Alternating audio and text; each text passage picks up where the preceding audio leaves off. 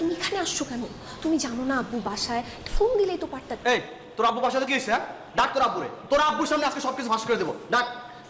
তোমার সাথে এইভাবে কথা বলতেছো কেন? এইভাবে কথা বলবো তো কিভাবে কথা বলবো তোমার সাথে? পুতু পুতু করে কথা বলবো, সোনা বাবু করে কথা বলবো? হ্যাঁ, আমার সাথে 3.5 বছর প্রেম করার পর এখন অন্য একটা ছেলেকে বিয়ে করতেছ, আমি কেমন করে কথা বলবো তোমার সাথে? কি বিয়ে? আমার কি বলতেছো তুমি এগুলা উদ্ভট কথা? কে বলছে তোমাকে এগুলা? কে বলছে?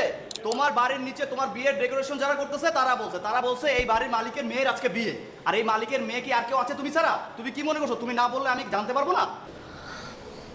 দেখো, কোথাও কোনো একটা ভুল হচ্ছে, কোনো একটা মিসআন্ডারস্ট্যান্ডিং হয়েছে।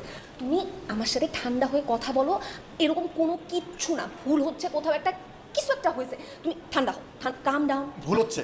আমার ভুল হচ্ছে না? যে ডেকোরেশন চলতেছে, হলুদ পাতা হচ্ছে, মেহেন্দি পাতা হচ্ছে, একটু পরে তোমার বিয়ে হবে, আমি ভুল করছি না? এখানে তো গোলমাল হচ্ছে কেন? কি ব্যাপার? গোলমাল কিসের হচ্ছে? আপনার মেয়েকে জিজ্ঞেস করেন আপনার মেয়েকে। বলো বলো না কেন? বলবা না? না তুমি কিছু বলবা না? আঙ্কেল আমি বলতেছি আপনাকে, আপনার মেয়ের সাথে আমার 3.5 বছরের প্রেম। আমার থেকে বারবি ডল এমন কিছু নাই যে নেয় নাই। আর চিকেন বল প্রচুর খাইছে, প্রচুর।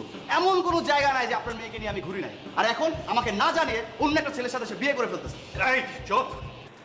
তুমি আমার মেয়ের নামে কি বলছো তুমি জানো? তুমি আমার সামনে দাঁড়িয়ে কথা বলছো? তোমার মতো একটা বাজে বেয়াদব নেশা করছে ছেলের সাথে আমার মেয়ে প্রেম করবে? আমার সাথে প্রেম করে কিনা আপনার মেয়েকে জিজ্ঞেস করেন আপনার মেয়েকে।